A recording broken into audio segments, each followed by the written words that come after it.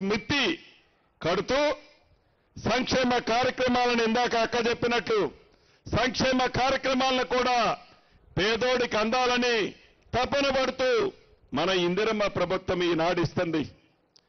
ఎందుకు లేదయ్యా నువ్వు ఇల్లు? ఎప్పుడు ఎన్నికలు వచ్చినా బొమ్మల్లో చూపించావునా పేద ప్రజలకి? ఎందుకు ఇల్లు ఇయ్యాలనే ఆలోచన కూడా నీకు రాలేదు? బొమ్మలే చూపిద్దామని అనుకున్నావు. ఇందిరమ్మ ప్రభుత్వంలో ఇందాక అక్క నేను మాట్లాడుకుంటున్నాం. ఇందిరమ్మ ప్రభుత్వంలో మొదట విడత ఈ నెలాఖరికల్లా మీ ప్రతి ఊరికి ఇల్లు ఇస్తున్నాం. ఇందిరమ్మ ఇల్లు ఇస్తున్నాం. ఎట్లా? మేము మా 3 రంగుల కండవ కప్పుకున్న వాళ్ళకే కాదు, నీలాగా నీ పింక్ సొక్కా వేసుకున్న వాళ్ళకే కాదు, పేదవాడై ఉంటే చాలు.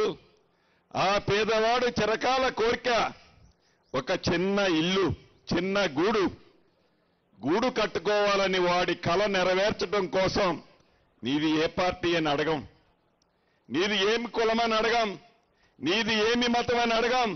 నువ్వు పేదవాడు అయి ఉంటే చాలు, తప్పకుండా మొదటి విడతలోనే ఇందిరమ్మ ఇల్లు ఇస్తాము.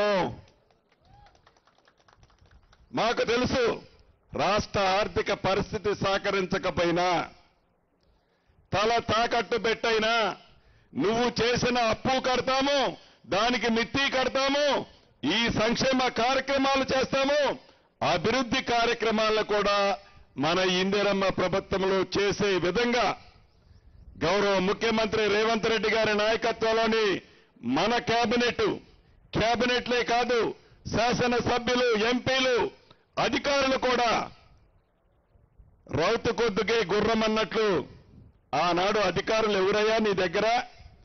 2 3 నీ గదిలో ఏది చెప్తే అదే నడిచేది. ఈనాడు అలా కాదు.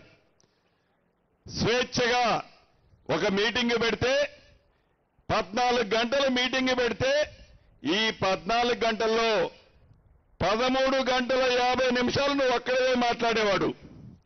మిగతా 10 నిమిషాలు ఎవరైనా నోరు తెరిస్తే కూర్చో అనేవాడు. కానీ ఈనాడు అధికారులు స్వేచ్ఛగా మాట్లాడే ప్రభుత్వం మన ఇందిరమ్మ ప్రభుత్వం. వారి ఆలోచనల్ని, సూచనల్ని పాలు పంచుకొని పేదోడికి మంచి జరుగుద్దంటే వాళ్ళు చెప్పేది కూడా పూర్తిగా విని ఆ దిశలో మన ఇందిరమ్మ ప్రభుత్వం ఈరోజు పనిచేస్తుంది. చివరిగా మీకు ఒక్కటే చెప్తున్నా, అధికారులకి చెప్తున్నా, మనందరం అధికారులకి ముఖ్యంగా చెప్పేది, మనందరం రైతు కుటుంబాల నుంచి వచ్చిన వాళ్ళం, రైతు కూలీల నుంచి వచ్చిన వాళ్ళం, పేదోడి కష్టమేంటో తెలిసిన వాళ్ళం, రైతు బాధలేందో తెలిసిన వాళ్ళం. తిని తినక ఆ ఎకరమో అరెకరమో భూమే వాళ్ళ జీవితం అనుకుని తాపత్రయపడి ఆ ధరణి అనే ఒక భయంకర భూతమ చేత గడిచిన 4 సంవత్సరాల నుంచి రాష్ట్రంలో ఉండే ప్రజలు భయభ్రాంతులకి గురై ఉన్నారు. దానికి ముందే ఈ భూభారతి ముందైతే మేము తయారు చేశాం. ముందైతే గౌరవ ముఖ్యమంత్రి రేవంత్ రెడ్డి గారి నాయకత్వంలోని మన ప్రభుత్వం తయారు చేసింది. ఆ మందునేసే బాధ్యత అధికారులది, మీది. ఎక్కడా చిన్న తప్పు జరగొద్దు. చివరికి వాళ్ళు టీఆర్ఎస్ పార్టీ వాళ్ళైనా న్యాయం ఉంటే తప్పకుండా చేయండి. న్యాయం లేకపోతే శ్రీనివాసరెడ్డి అయినా నా భూమి అయినా కూడా చేయాల్సిన పని లేదు.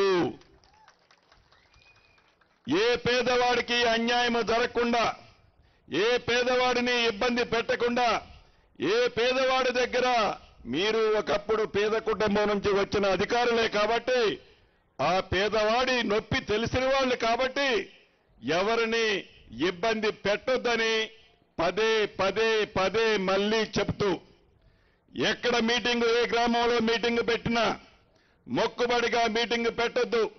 ఉదయం 9 గంటలకు మీటింగ్ స్టార్ట్ కావాలి.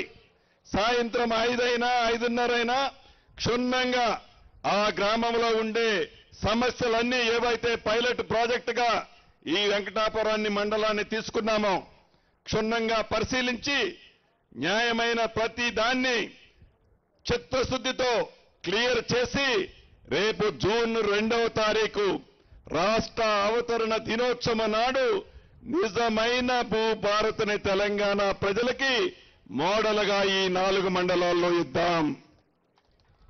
ప్రభుత్వ భూములు ఏ గ్రామంలోనైనా గతంలో మన దివంగత నేత రాజశేఖర రెడ్డి గారి పట్టాలు ఇవ్వంగా ఇంకేమైనా వ్యవసాయ భూములు మిగిలితే సాగులో పేదవాడు ఉండి పట్టా ఉండకపోతే అటువంటి భూములు వారి అర్హతను బట్టి తప్పకుండా పేదోడికి మళ్లీ పట్టాలిద్దాం.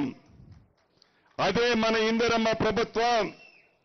అదే రకంగా అవగాహన సదస్సులు ప్రతి మండలంలో జిల్లా కలెక్టర్గా వెళ్లి ఉదయం ఒక మండలంలో సాయంత్రం ఒక మండలంలో రాష్ట్ర వ్యాప్తంగా ఉన్న అన్ని మండలాలకి జిల్లా కలెక్టర్లే వెళ్లి ఈ భూభారతిని గురించి పేదవాళ్లకి గ్రామ ప్రజలకి అర్థమయ్యేలాగా చెప్పాలని మొన్న మీటింగ్లో గౌరవ ముఖ్యమంత్రి గారు చెప్పారు.